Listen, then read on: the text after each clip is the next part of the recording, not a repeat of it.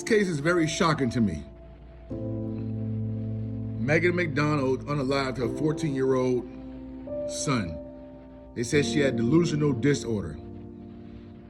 I met Megan when I was stationed in Marine Corps Base, Hawaii, Barracks 1634, CSSG-3 on the island of Oahu, Kaneohe Bay, AKA K-Bay. She was on third deck. She was in TSC or Motor T, Transportation Support Company. I knew her very well and she knew me. This case is very crazy to me. Listen, she unalived her 14-year-old son in Maine. She was living in Maine. That's why I'm telling y'all, Facebook don't go by people's lives on Facebook. Because if you were on Facebook, you would have assumed that everything was good. She loved her kids, and she did that. She loved her kids. I'm not making excuses, but it was definitely some kind of delusional disorder in there. You know what I'm saying? Like I said, people think that when you go to the military, in order for you to have PTSD or mental problems, you have to deploy. I know so many Marines with mental problems that never even deployed nowhere. Not even know a CAX. You know what I'm saying? Barely went to the field. The military alone puts PTSD on you, just going there. But listen, she unalived her 14-year-old son, they diagnosed her with delusional disorder. In order for her to unalive her 14-year-old son, she definitely could not have been in her right mind. Anybody that unalive their kids are not in their right mind. But let me tell y'all something though. This is why I respect her so much. Everybody like, respect her? How do you respect her after what she just did? This is why I respect her so much. Because she's in court now and she's taking accountability for what she did.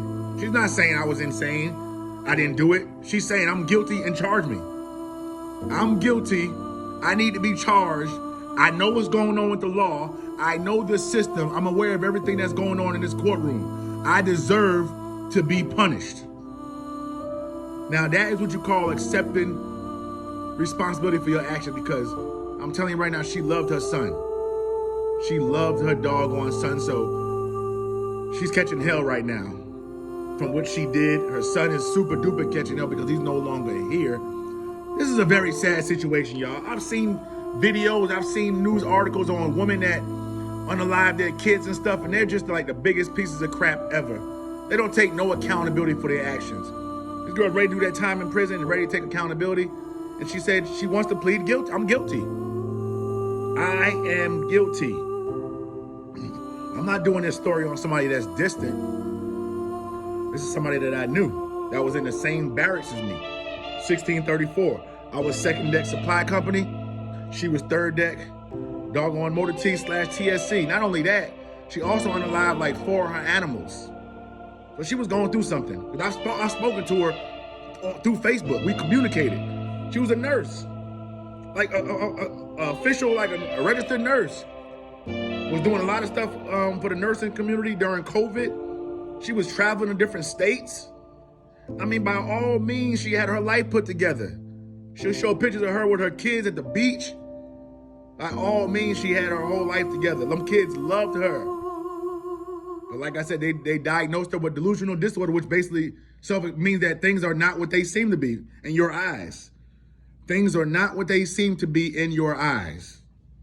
And just seeing her in that courtroom, it just did something like crazy, like, man, it's just, I was talking to my Marine buddy today. I'm not gonna say his name, but I was talking to my Marine buddy today, and he's the one that sent me the link. Like, yo, somebody we served with, you heard about so-and-so?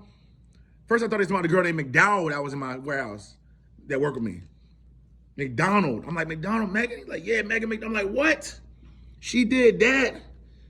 And me and this Marine really close. We are really close. Matter of fact, me and him, they had a dude named Corporal Halstead, God bless the dead. He had unalived himself while we was at football practice. And me and my boy, I'm gonna call him Bravo for this video. We seen him in the bathroom with the blood going around his head, making a big pool of blood. Me and him, we were like one of the fastest on the team. So when the mass sergeant called us to the bathroom, we all started running. And me and Bell were one of the first 2 in the bathroom when we seen that. He unalived himself. We seen it clearly. It's just, military is just different, man. I'm telling you right now, you don't have to deploy to get PTSD when you're in the military. Going there, doing those years alone will give you PT. I'm telling you right now, I'm just gonna leave that alone. I'm telling you right now, man, it's just crazy. But hey, I appreciate y'all tuning in. Salute.